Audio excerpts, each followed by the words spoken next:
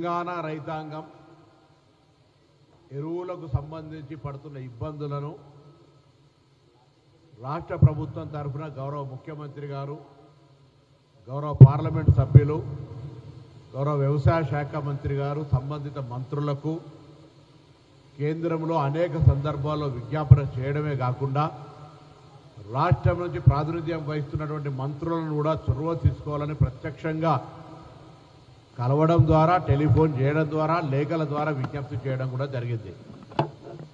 కానీ అధికారంలో ఉన్నటువంటి కేంద్ర బీజేపీ ప్రభుత్వం ఎరువుల సరఫరాకు సంబంధించి తెలంగాణ రైతుల పట్ల వివక్షపూరితంగా వ్యవహరిస్తూ రైతుల ఆందోళన పడేటువంటి ఒక పరిస్థితిని కలుగజేస్తూ ఉంది.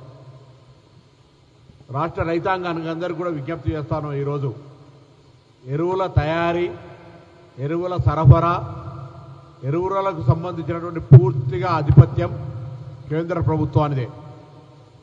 విద్య, వ్యవసాయము, త్రాగునీరు, ఇతరత్ర ఆరోగ్యము, ఇతరత్ర సబ్జెక్టులన్నీ ఫెడరల్ సిస్టంలో కేంద్రము రాష్ట్రము ఉమ్మడి సబ్జెక్టుగా ఉంటాయి. కానీ ఎరువులకు సంబంధించినటువంటి పూర్తి స్థాయి 100% బాధ్యత కేంద్ర ప్రభుత్వం. తయారీతో పాటుగా సరఫరాకు సంబంధించినటువంటి పూర్తి అంశం అంతా కూడా కేంద్రంకు ముడిపడి ఉన్నటువంటి అంశం.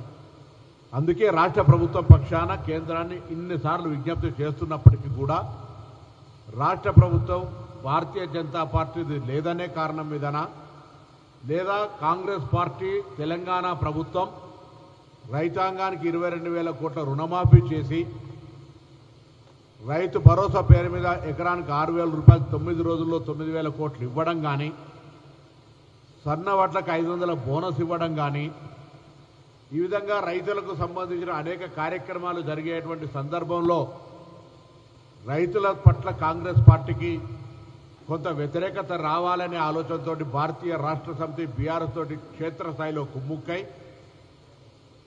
లేని అపోహలను సృష్టించి ముందస్తుగానే రైతుల లోపల ఒక ప్యానిక్ సిస్టమ్ క్రియేట్ చేయడం వల్ల కొంత ముందస్తు స్టాకులు పెట్టుకునేటువంటి కొంతమంది ఉత్సాహులైన రైతులతో కారణం కావచ్చు, ఇంకేదైనా కావచ్చు, ఈరోజు ఎరువులకు సంబంధించిన ఇబ్బంది ఉన్నమాట వాస్తవము, మేము కాదని అనడం లేదు.